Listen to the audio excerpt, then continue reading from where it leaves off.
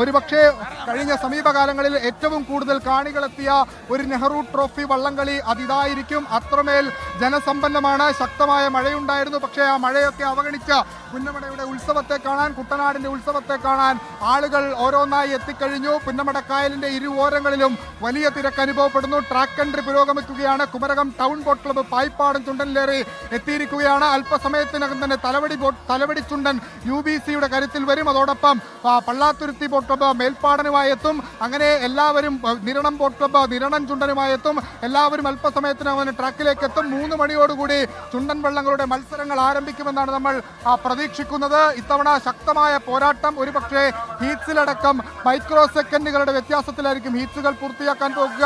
1, 2, 3 മുതൽ 6 ഹീറ്റ്സ് വരെ ഇത്തവണയുണ്ട്. 4 ഹീറ്റ്സിൽ 4 വള്ളങ്ങൾ നേർക്കുനേർ ഏറ്റുമുട്ടും. 5ാമത്തെ ഹീറ്റ്സിൽ 3 വള്ളങ്ങളുണ്ട്. 6ാമത്തെ ഹീറ്റ്സിൽ 2 വള്ളങ്ങളുണ്ട്. ഇതിൽ ഏറ്റവും ശക്തമായ പോരാട്ടം നടക്കാൻ പോകുന്നത് 3ാമത്തെ ഹീറ്റ്സിലാണ്. ചമ്പക്കുളം ചുണ്ടൻ, തലവടി ചുണ്ടൻ, അതോടൊപ്പം തന്നെ പള്ളാത്തുരുത്തിയുടെ മേൽപ്പാടൻ ചുണ്ടൻ, അങ്ങനെ ആലപ്പാടൻ ചുണ്ടൻ, ഇങ്ങനെ 4 ചുണ്ടൻ വള്ളങ്ങൾ പോരാടുന്ന ഹീറ്റ്സ് 3 ഇത്തവണത്തെ ഏറ്റവും ശക്തമായ മരണ ഹീറ്റ്സ് എന്ന് വിശേഷിപ്പിക്കാവുന്ന മത്സരം നടക്കാൻ പോകുന്നത്.